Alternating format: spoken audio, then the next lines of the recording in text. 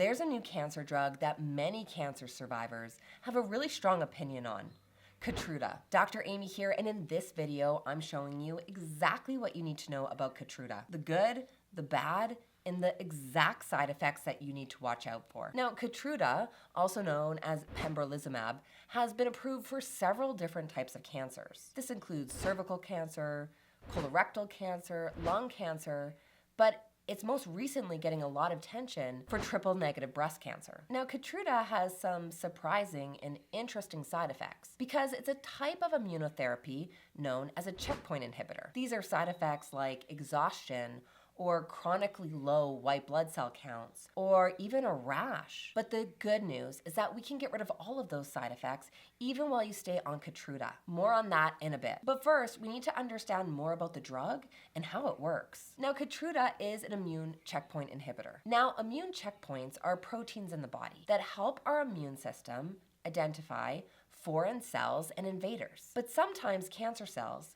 can use these immune checkpoints to hide themselves from your immune system. This makes it so that your own immune system can't really detect it. Now, Keytruda's role in your body is to promote the ability of your immune system. This is going to allow your immune system to do a better job of recognizing foreign cancer cells. Keytruda works by activating your T cells. Now, T cells are a type of white blood cell, and their job is to detect and attack cancer cells. Now, we do have a protein in our body known as PD-L1, and this works as like an off switch for your T cells. So they don't actually just run amok attacking healthy cells. Now, of course, this sounds great. We definitely don't want our own immune system going around and attacking your normal healthy cells. It needs an off switch. But this becomes a problem when the cancer cells use the PD-L1 protein to actually stop your T cells from attacking it. This means that cancer cells are able to go undetected and avoid being attacked. But by blocking this interaction,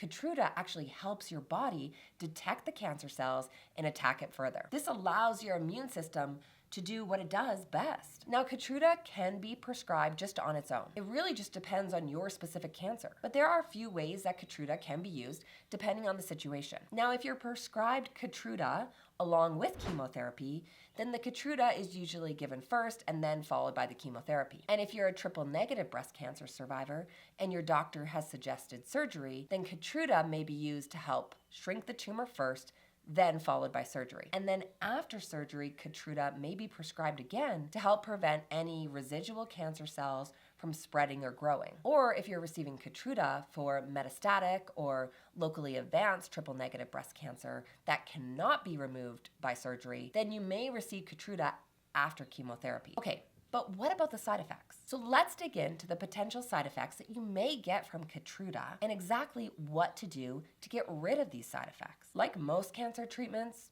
Keytruda can cause a variety of side effects. But it's important to know that you absolutely do not have to live with these side effects. There are clear and strategic ways to minimize these side effects and get rid of them altogether. However, you're unlikely to get this type of support from your oncology team. To get rid of the side effects completely, you need a skilled and expert clinician that's going to be committed to helping you step by step to be side effect free. And this is the exact type of support that we offer in the Cancer Freedom Program. If you want access to the best clinicians so you can heal and recover as quickly as possible, then you need to work with me in the Cancer Freedom Program. This is the next step for you, and I'll put the link below. Now, the most common side effect from Keytruda is a chronically low white blood cell count. Now, having low white blood cell counts may not be as big of a deal when you're getting cyclical cytotoxic chemotherapy because you know you're getting cycles of toxic drugs, so your white blood cells go down, but they come back up. Chemotherapy is typically just a few months and then you're done. But this is not necessarily the case when you're taking Keytruda. Because Keytruda,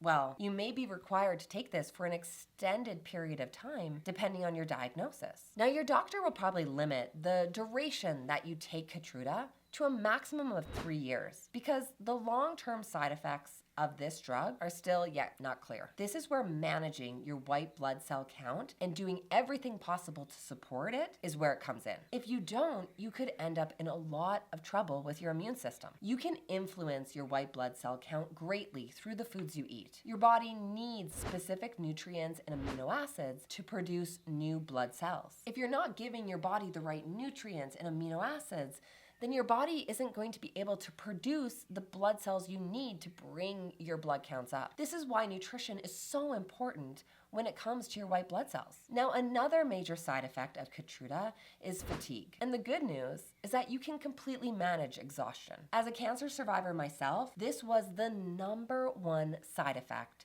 of my cancer and cancer treatment: exhaustion. I got rid of my exhaustion, and you can get rid of yours. There are clear strategies to help you reclaim your energy and feel vibrant again, even if you're taking Keytruda for an extended period of time. Now, a breast cancer survivor that I work with in the Cancer Freedom program came to me for support because of exhaustion from Keytruda. She had terrible exhaustion. She was at the point where she had to drag herself out of bed. She couldn't imagine her life like this moving forward. She was just always tired. Now, after we made adjustments to her nutrition and her exercise routine, she got her energy back in just 2 weeks. That's right. Only 2 weeks. She didn't feel like she was stuck in bed anymore. She was able to go back into the office and she was able to work again. I'm sharing this with you so you don't feel hopeless and stuck. If you're exhausted, there are things we can do. You have the commitment to feel better.